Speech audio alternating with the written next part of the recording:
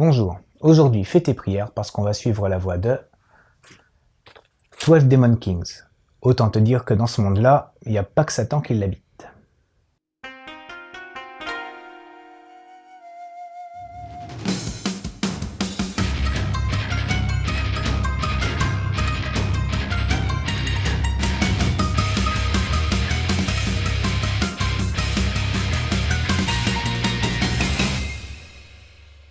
Sur une terre dévastée par les démons, les humains tentent de survivre tant bien que mal. Mais régulièrement, les rois démons font leur apparition et sèment la mort. C'est dans ce contexte que Adu, un héros officier, et ses compagnons d'armes se sont donné pour mission d'éliminer les rois démons, surtout que 2 d'entre eux ont déjà été terrassés par un mystérieux guerrier, redonnant un sursaut de courage à l'humanité. Mais Adu semble cacher un terrible secret.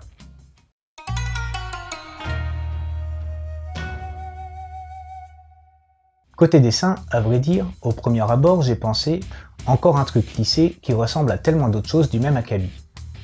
Mais en fait, au bout de quelques pages de lecture, on se rend compte qu'il n'en est rien. Certes, certains personnages, dont le perso principal, ont un style assez standard, sans vraiment d'originalité, surtout au niveau du visage. Mais Yamamoto Shin parvient à leur donner une allure dans le mouvement qui, il faut le dire, leur confère une sacrée classe. Le trait net et précis de l'auteur, combiné à un sens du détail aussi bien pour les personnages que pour les décors, apporte à l'œuvre un plus qui accroche le lecteur. La mise en cases est plutôt bien fournie elle aussi. Beaucoup de cases et un découpage nerveux avec des effets de perspective notamment qui servent à merveille l'action du moment.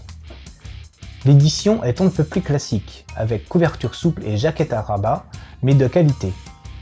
On a en plus droit à quelques planches bonus de l'auteur à la fin avec, entre autres, des croquis préparatoires et ça, c'est plutôt cool.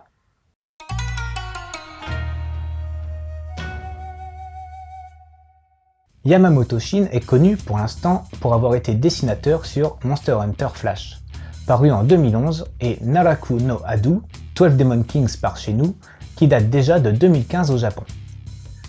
J'ai lu ce titre sans vraiment savoir à quoi m'attendre et je dois dire que j'ai été plutôt agréablement surpris.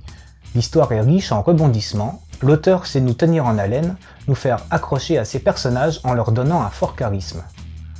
Comme je le disais dans la partie précédente, les héros ont vraiment la classe, de par leur attitude et un certain mystère qu'ils dégagent.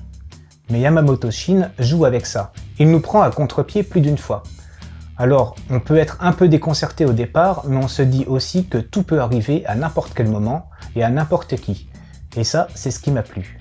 L'auteur casse un peu les codes ici et ça fait du bien. C'est un peu le revers de la médaille d'ailleurs, car il vaut mieux ne pas s'accrocher à un personnage sans vouloir trop spoiler. En cela, ça m'a fait penser un peu à Walking Dead, dans les premiers volumes en tout cas. Bon, toute proportion gardée bien sûr, car le contexte et l'histoire n'ont pas plus de rapport que ça. Je t'ai dit que les personnages avaient bien la classe, mais alors les démons, ils valent aussi leur pesant de cacahuètes. Ils ont tous un style bien différent et certains sont vraiment originaux. On a vite envie de voir un affrontement entre les héros et un roi démon.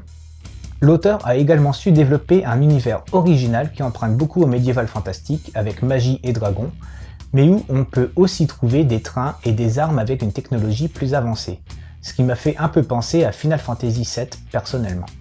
Ce 12 Demon Kings, tu l'auras compris, est une bonne surprise pour ma part. Pour compléter ta lecture, je peux te conseiller de lire tout d'abord Shingeki no Kyojin, l'attaque des titans. La Terre est envahie par d'immenses titans et une poignée d'humains tentent de les combattre. Puis tu peux lire aussi Berserk, la vie d'un guerrier à travers ses combats sanglants et ses intrigues politiques. Et enfin, tu peux aussi essayer un Monster Hunter, n'importe lequel, je pense que ça fera l'affaire.